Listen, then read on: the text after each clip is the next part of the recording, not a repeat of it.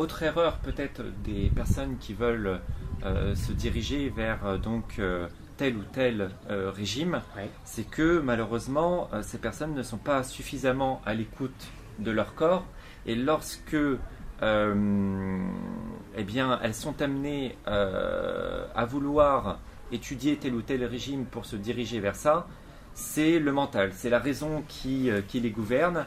Et puis finalement, elles ne tiennent pas compte de l'ensemble de leur mode de vie, donc ensemble qui fait la santé. Voilà. C'est ça, c'est que souvent on y va un peu en force, Ouais. parce que justement quand on lit un livre, quand on voit juste une vidéo comme ça, on a du mal, là on essaye de faire un peu ce travail-là un peu plus profond, mais on a souvent du mal à le faire parce qu'on voit un conférencier, on voit un livre, et avec ça on a une base d'enseignement. Et normalement, cette base d'enseignement, c'est une base de réflexion. Alors que souvent, on la prend pour argent comptant et on va dire, il faut que je fasse ça. Ça a marché dans tel cas, donc ça doit marcher pour moi. Et en effet, il faut qu'on écoute notre corps, il faut qu'on arrive à respecter un petit peu ça par rapport à notre équilibre de vie, notre hygiène de vie. Et c'est ça qui va faire que ça va fonctionner. On peut voir des résultats. J'ai écrit un petit peu sur le sujet parce que je trouvais ça justement très intéressant. Pourquoi est-ce que des modes alimentaires très différents peuvent donner de bons résultats ? Ça, c'est quand même intéressant parce que chacun finalement défend son bout de gras en disant c'est moi le meilleur, c'est moi le meilleur. Non, c'est pas toi le meilleur. C'est que là, ce que tu proposes, ça peut être peut-être très bien adapté à ce cas-là et donc ça marche. Mais en même temps, il y a peut-être 10 cas où c'est pas bien adapté, où ça marche pas. Tout à fait. Donc l'important, c'est pas de dire c'est moi qui suis le meilleur, ça marche. C'est concrètement qu'est-ce qui fonctionne pour telle personne. Bien sûr. Et donc moi, ce que j'ai été amené à théoriser d'une certaine manière, c'est de comprendre et de mettre en avant que ce qui fonctionne, c'est ce qui allège suffisamment l'organisme. Donc on en parlait tout à l'heure avec le verre de vin, c'était le même principe. Ouais. C'est-à-dire que si l'organisme est suffisamment allégé en rentrant dans une dynamique cétogène et que ça marche bien et que la personne se trouve dans un bon équilibre global, psychologique, physique et tout ça, très bien. Et si en contrepartie, cette personne essaye de faire ça, elle n'arrive pas à l'équilibrer, ça marche pas et que ça fonctionne pas et que ça commence à dégringoler, même s'il y a eu un petit mieux à un moment, il y a un moment il faut se dire, ça marche pas, c'est pas grave, on revient un peu en arrière, peut-être qu'il faut revenir simplement un tout petit poil en arrière pour trouver l'équilibre, mais il faut arrêter d'être en force. Ah oui. Il faut observer son corps, observer comment fonctionne son système digestif parce que c'est un élément très très parlant, c'est ce qui va parler le plus rapidement, la digestion, les ballonnements, les selles, etc. Et ça va parler assez vite, mais si on n'observe pas, on va dans la brutalité et souvent cette brutalité elle est nuisible. Ah oui, c'est vrai. Il y a d'autres personnes également qui sont dans cette brutalité, peut-être de rechercher le tout cru à tout moment, également. Alors il faut savoir que, étant donné qu'il n'y a pas suffisamment de lumière et de bonne température en hiver, notre corps n'est pas aisément réchauffé, il n'a pas suffisamment d'énergie, C'est ça. et donc du coup, s'en tenir qu'avec des produits crus, ce n'est pas possible, parce que dans des conditions correctes, effectivement, l'appareil digestif est suffisamment chauffé correctement, et puis on peut se mettre au soleil pour préchauffer l'appareil digestif. Et là, même pour digérer. oui, pour digérer, bien sûr. Et là, on peut s'entretenir facilement avec des aliments qui sont crus. Tout à fait. Mais par contre, en hiver, c'est très difficile. C'est très difficile. Le cru, de toute façon, il y en a qui le mettent de cette manière-là, mais on peut l'exprimer de cette façon-là. Le cru, c'est rafraîchissant pour l'organisme. Oui, Donc quand on est dans un environnement chaud, on est porté sur le cru naturellement. tout naturellement. Quand il fait froid, c'est vrai que c'est beaucoup plus compliqué. Certaines personnes arrivent à trouver cet équilibre tout au long de l'année, et tant mieux, c'est très bien pour ces personnes-là.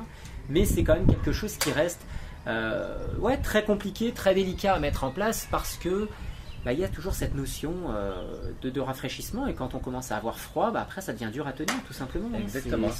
Son ressenti, son bien-être intérieur, quoi. Exactement. Et il nous paraît tout naturel, d'ailleurs, encore une fois, comme tu parles de ressenti, d'aller vers des légumes, des féculents qui sont cuits ici. Voilà. Qui sont cuits, qui vont être plus réchauffants, qui vont avoir ce côté beaucoup plus exactement. Et qui seront faciles pour la digestion. C'est ça. C'est ça. Ok. Alors moi, si tu veux, c'est vrai que il y a certaines personnes qui viennent me voir là tout récemment parce que je leur ai expliqué un petit peu le concept de la compatibilité physiologique. Et j'ai mis en place à travers donc les études que j'ai pu faire ces dernières années, j'ai mis en place ce qu'on appelle un taux de compatibilité physiologique. Finalement, qu'est-ce que ça veut dire clairement? Quels sont les produits les mieux adaptés à l'homme. Et finalement, dans cette notion de comparaison entre tel et tel produit, ce sont voir les bienfaits et voir également les méfaits. Oui. Et puis là, comme on parle également de produits qui peuvent pas être adaptés correctement à l'homme, alors je pense aux céréales, je pense à la viande ou aux produits laitiers, c'est bien aussi d'avoir des éléments de comparaison entre différentes céréales, différentes viandes et différents produits laitiers. Justement pour dire quel produit va être le plus nocif dans telle catégorie d'aliments. Oui, c'est vrai que ça peut être intéressant de hiérarchiser un peu ça. Voilà, alors donc il y a par exemple dans la catégorie viande, la charcuterie ici qui est le pire de tout. Et à l'opposé, on a par exemple la viande de poulet, la viande blanche, qui est certainement la moins nocive. Parmi les produits laitiers, les produits qui sont fermentés, fromage fermentés, vont être plus nocifs que les fromages frais. Parce que tu en penses Oui, tout à fait. Voilà. Tout à fait. On va avoir plus de travail digestif et puis selon les fromages, on sait que les fromages généralement à pâte cuite, même s'ils sont un peu plus pressés et cuits, s'ils sont un peu plus concentrés, des fois un peu plus acides, sont quand même mieux tolérés au niveau de l'intestin, de la flore intestinale que d'autres avec justement des bactéries, etc. dedans qui, voilà, tout à fait. Et donc là, eh bien, par rapport à ces produits, alors même si ils ne sont pas nécessairement adaptés correctement à l'homme, là aussi j'ai mis en place donc un taux de compatibilité physiologique pour voir qui était le plus ou moins dangereux. Et je pense que ça peut avoir un intérêt pour les personnes qui n'arrivent pas tout de suite à quitter tel et tel produit.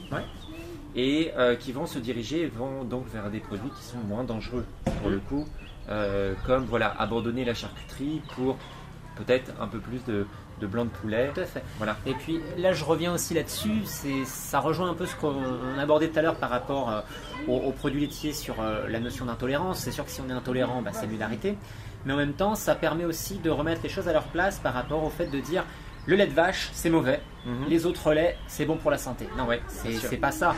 C'est-à-dire que si vous gavez de produits laitiers de brebis ou de chèvre, vous pouvez aussi avoir les mêmes problèmes qu'avec du lait de vache, même s'il y a certaines hormones qui sont moins présentes, ça c'est vrai, ça il n'y a pas de souci, mais il y aura quand même certaines problématiques qui seront présentes, parce que le produit laitier n'est pas un aliment adapté à l'homme. Donc on est sur quelque chose qui posera problème si on en consomme beaucoup.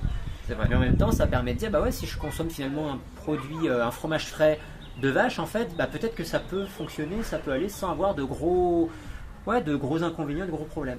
Alors, juste une chose, pour les mères qui allaitent, par exemple, ou qui n'arrivent plus à allaiter, avant de rechercher un produit du commerce, que ce soit un produit qui soit d'ordre animalier ou bien végétal, ce serait peut-être intéressant que vous portiez sur la recherche d'un lait maternel d'une autre mère. Parce qu'on n'y pense pas forcément. Ça, c'est vrai que c'est le plus intéressant. Quand on a la possibilité d'avoir un lactarium et d'avoir un endroit... dans les grandes villes, on trouve ça. C'est vrai qu'après, c'est plus compliqué. Mais quand on peut avoir ça à disposition, c'est vraiment quand même très intéressant parce qu'on reste sur un lait humain. Tout simplement. Exactement. Donc, alors, je précise ça parce que c'est vrai qu'il y a beaucoup de mères qui n'y pensent pas nécessairement. Bien sûr. Et c'est vrai que si vous pouvez trouver une personne qui a la possibilité d'allaiter à ce moment-là, eh bien, c'est d'autant mieux. Il me semble. Bien sûr. Même si c'est que partiel, ça permet de compléter justement, même si on n'a pas un besoin d'avoir 800 ml par jour, ça peut être des fois juste un complément, mais en même temps ça peut permettre justement de faciliter les choses et d'avancer encore un mois ou deux dans l'allaitement et donc d'aider quand même son bébé plus facilement à se mettre en place, à s'équilibrer avec tout ce qu'apporte le lait maternel. Oui, bien sûr. Et puis il y a peut-être aussi ces personnes qui ont la possibilité de passer par la pasteurisation, peut-être pour conserver le lait pour l'hiver. Voilà. On peut faire par la pasteurisation ou par la congélation. Oui, d'accord. Moi je sais que ma femme c'est ce qu'elle a fait. Là elle n'en a pas eu besoin pour le deuxième, mais pour ma première fille, on avait fait beaucoup ça avec la congélation parce qu'à la crèche, il fallait leur amener congelé, tout simplement. Donc on fonctionnait de cette manière-là. Ça permettait d'avoir le truc qui était congelé, de ne pas avoir de problématique entre guillemets de chaîne du froid. D'accord. De dire on leur amène congelé, il est congelé, ils le sortent, ils le décongèlent et après le bébé peut l'avoir. Donc ça, la congélation, même si on n'est pas sur quelque chose de physiologique en termes d'évolution du caractère nutritif, de la composition du lait au fur et à mesure de la journée, au fur et à mesure de la vie du bébé, on reste quand même sur le lait de la mère. Et c'est vrai que s'il y a une période où la maman produit beaucoup et donc elle peut en faire un peu en stock, bah c'est vrai que ça permet d'en avoir de côté, de pouvoir allonger un petit peu l'allaitement ou de compléter si à un moment ça commence à baisser. Tout simplement, un truc tout bête, un stress. Un stress fait qu'on va avoir une baisse de la production et ben, au lieu de se stresser encore plus en se disant « je produis pas assez », ben, on a cette alternative qui permet de compléter et c'est quand même très pratique. Donc ça peut être sympa. Alors donc, je reviens sur le taux de compatibilité physiologique parce que tout à l'heure je parlais donc des produits qui sont dangereux et puis finalement il y a les produits qui nous sont plus favorables tels que les fruits et les légumes. Et au final, il y a des gens qui ignorent que certains fruits vont être en réalité une gamme de fruits va être complètement adaptée à la physiologie de l'homme, tandis que d'autres le seront moins, par exemple. Et donc dans cette étude, il y a bien entendu le fait de savoir où est-ce que pousse le fruit, sous quel environnement, sous quel climat également, et puis de voir comment on peut l'obtenir, comment on peut le percevoir et quel goût il a, etc., etc. Donc si tu veux, on peut comparer par exemple la banane, la pastèque et la mangue. Voilà. Donc trois fruits qui sont bien différents et nous poser la question, quel est le fruit qui va être le plus adapté à l'homme ici? Alors quel est le fruit le plus adapté à l'homme? Quel est le fruit le plus adapté à l'homme? Donc on va prendre justement aussi le radis. Et on peut percevoir... Qui n'est pas un fruit. Qui n'est pas un Attention. fruit. Attention. Qui n'est pas un fruit. Et donc, quel est le produit ici qui va être le plus adapté à l'homme? Déjà, entre pastèque, banane, mangue et radis. Eh bien, figure-toi que un élément très simple, c'est que le radis pousse sous terre et donc n'est pas forcément super visible comparé aux autres produits tels que la banane, la pastèque et la mangue. Tout à fait, oui. Voilà. Et ça, rien que cet élément-là, c'est pas que vous ne devez plus consommer de radis ou quoi que ce soit, c'est que tout simplement son taux de compatibilité physiologique est moins grand que pastèque, banane et mangue parce que ces produits-là poussent à la lumière et au-dessus du sol. Voilà. Donc du coup, c'est cette recherche finalement de la simplicité qui est aussi innée instinctivement à l'homme. C'est pas pour rien finalement que si tu veux, on est quelque part partisan, je dirais, du moindre effort, parce que on a toujours cette volonté. Si, on peut dire partisan du moindre effort. On est partisan du moindre effort. Non, mais je le dis aussi comme ça, parce que dans la vie, en fait, c'est un peu pareil. C'est-à-dire qu'être partisan du moindre effort, ça veut pas dire ne rien faire. C'est ça. Ça veut dire trouver les solutions qui font qu'on se préserve. Exactement, tout à fait. C'est ça, ça veut dire qu'on peut s'investir beaucoup dans quelque chose parce que cette chose-là nous apporte aussi beaucoup en retour. Tout à fait. La nature est faite comme ça. Oui, bien sûr. Et c'est vrai que notre propre nature est faite aussi comme ça. Et on aspire à aller vers des choses simples, à vivre simplement. Et même voilà, dans cette action d'aller vers le produit qui nous satisfait, il y a aussi cette recherche de cette pleine simplicité, d'aller vers lui, de le manger très naturellement, directement, etc. Tout à fait. Et là, par exemple, je parlais du radis, mais je peux prendre par exemple la patate douce. La patate douce par rapport à la mangue, elle pousse dans le sol, et en plus de ça, il faut passer par la cuisson pour pouvoir en profiter confortablement, je puis dire. On peut la consommer crue, mais c'est plus compliqué. On peut le faire, mais c'est vrai que c'est plus compliqué déjà. Mais comparé donc à la mangue sera beaucoup plus facile pour la consommation crue. C'est vrai. Que la patate douce, par exemple. Au-delà de la cuisson, un truc tout simple et tout bête. Alors aujourd'hui, c'est vrai que ça peut paraître bête et dérisoire ce que je vais dire, mais le simple fait de laver l'aliment. Oui. La mangue, on la récolte, on enlève la peau, on la mange. Oui. La patate douce ou le radis, on va le récolter, il va être plein de terre. Donc le fait de le manger plein de terre, on peut manger la terre. La terre, ça tue personne. C'est comme de l'argile. C'est pas pour ça qu'on va mourir parce qu'on mange de la terre.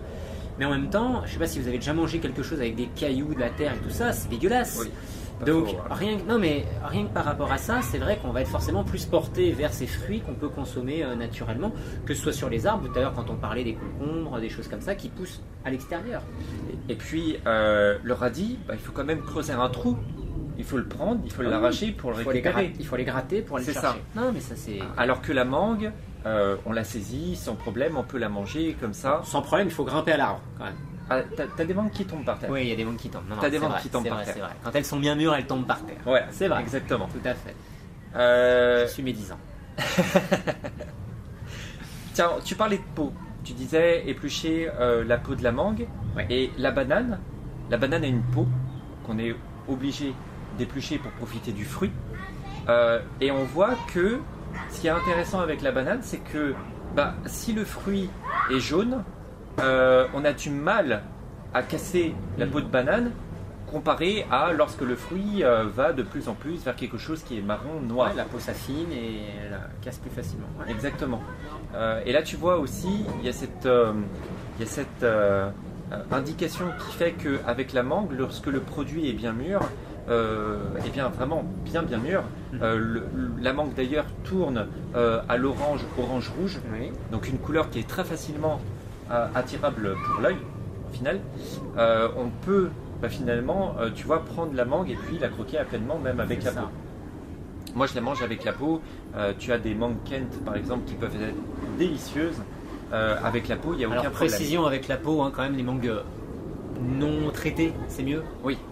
Non, mais bien sûr. C'est important quand même de le dire. Bien sûr. Que vous commenciez à pas manger des mangues qui sont plein de produits chimiques avec la peau parce que vous allez vous intoxiquer et ça, ce serait bête.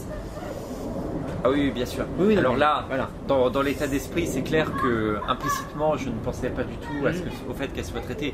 Là, si elles sont traitées, effectivement, retirer la peau, c'est beaucoup plus simple. Voilà, non, mais c'est important de le dire parce qu'en effet, c'est vrai qu'on peut manger la peau, mais voilà, les traitements, il y a tellement de conneries dessus que quand on doit avoir des produits qui sont traités, la peau, on la vire. Hein. Ouais. Et voilà. Bien sûr.